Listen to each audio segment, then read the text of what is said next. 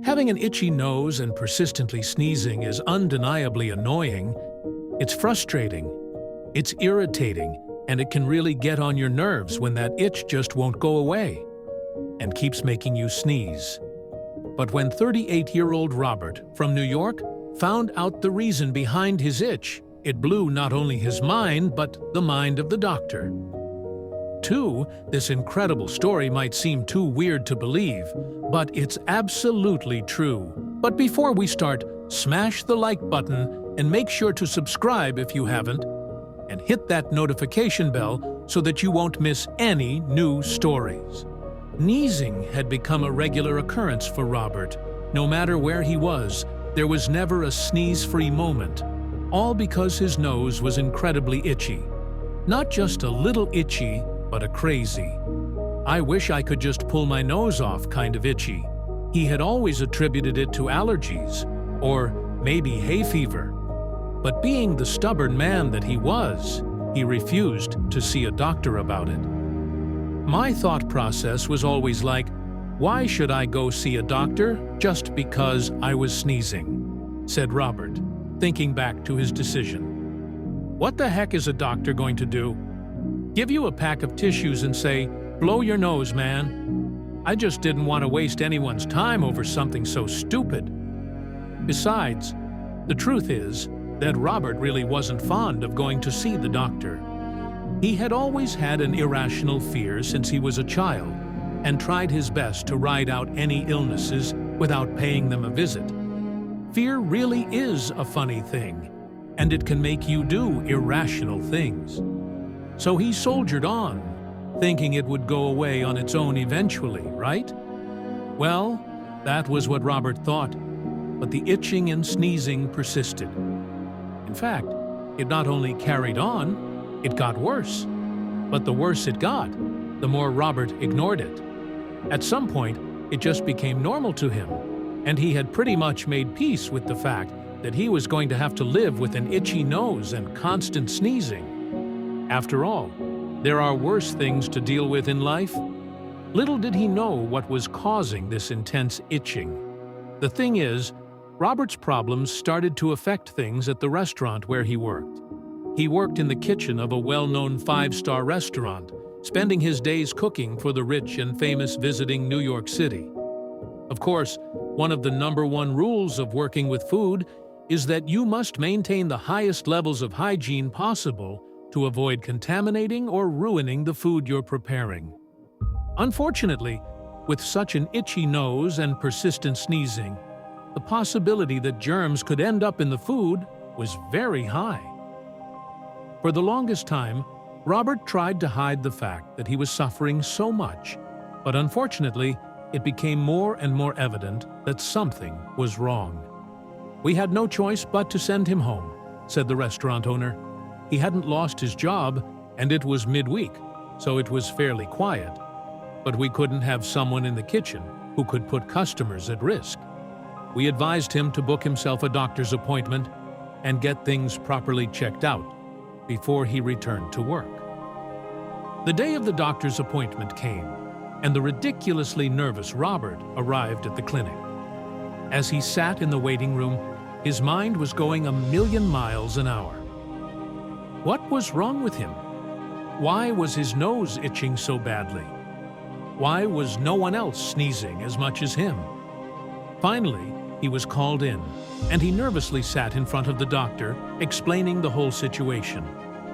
Luckily, the doctor was a kind and elderly man who tried his very best to put Robert at ease.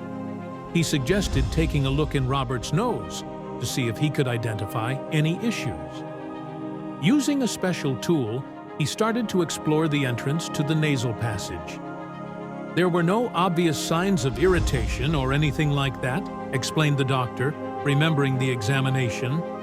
Usually, you'd expect to see some sort of foreign object in there that would act as a kind of irritant and thus cause the itching the patient was suffering from. But as far as I could tell, everything looked normal. The doctor attributed the intense itching and sneezing to either acute hay fever or a reaction to the less-than-clean New York air.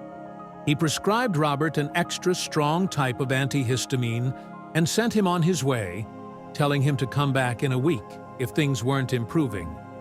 Little did the doctor know that the true cause was both shocking and astounding, and couldn't be fixed with antihistamines. Things didn't get better at all for Robert. In fact, if anything, they started to get worse. The itching and sneezing were keeping him awake at night, which in turn affected him day to day as he was constantly exhausted.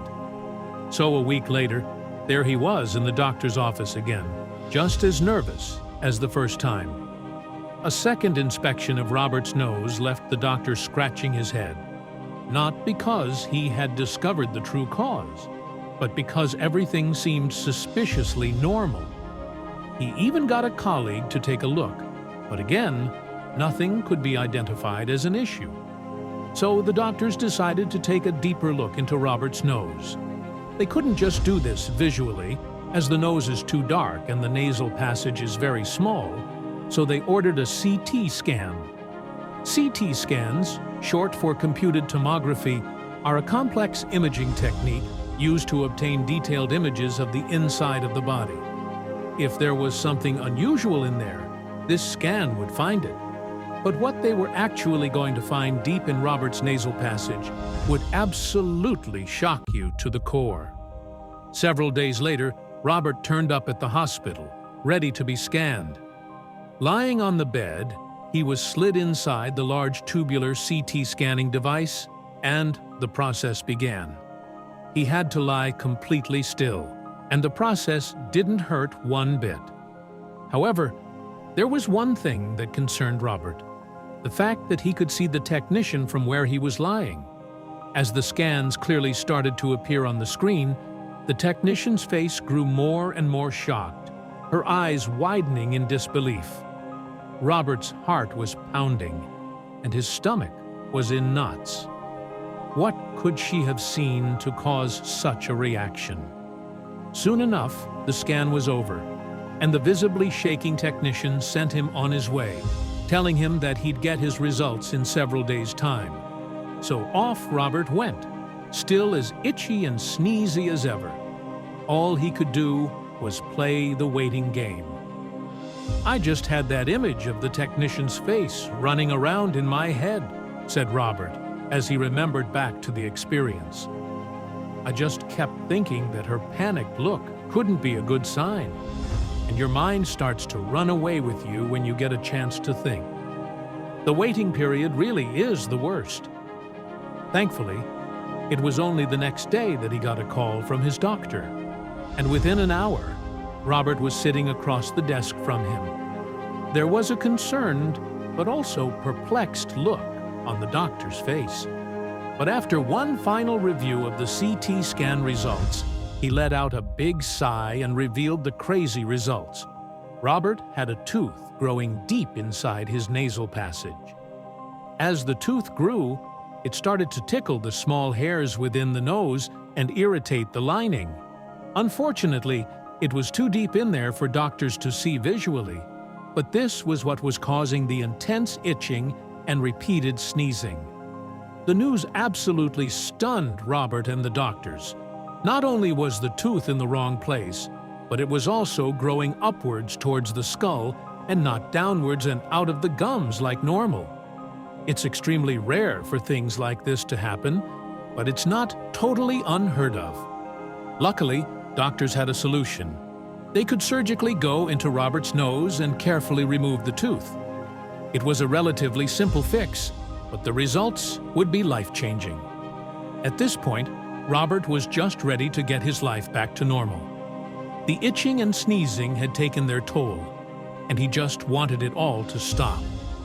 So he agreed to the surgery without a second thought.